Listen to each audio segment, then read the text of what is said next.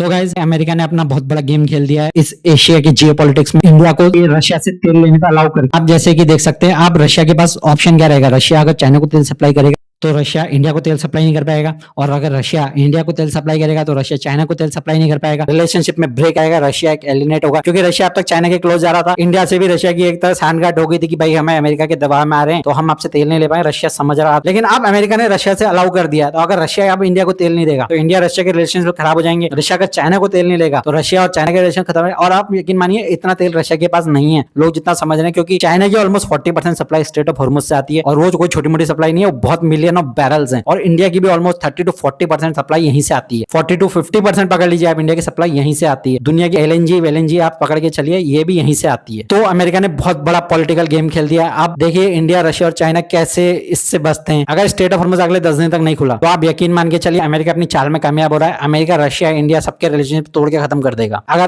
क्योंकि energy need सबको चाहिए। अगर स्टेट ऑफ हॉर्मुज नहीं खुला और अमेरिका ने चाह के भी उसे नहीं खुला, क्योंकि ईरान को बर्बाद करना अमेरिका के लिए बहुत बड़ा काम नहीं है। अमेरिका एक झटके में इतनी कारपेट बम नहीं कर सकता कि ईरान बर्बाद हो जाए। अगर आपको मेरा एनालिसिस सही लगा या आपको लगता है कि मैं कहीं गलत जा रहा हूँ, कहीं गलत डायरेक्शन में जा रहा हूँ, कृपया करके कमेंट में मुझे बताइए। और सोचिए इस बारे में कि अमेरिका ने इस वक्त क्यों अलाउ किया इंडिया को, वो भी रशिया से तेल लेना, जबकि अमेरिका भी वेनेजुएला से भी तेल दिला सकता है इंडिया को।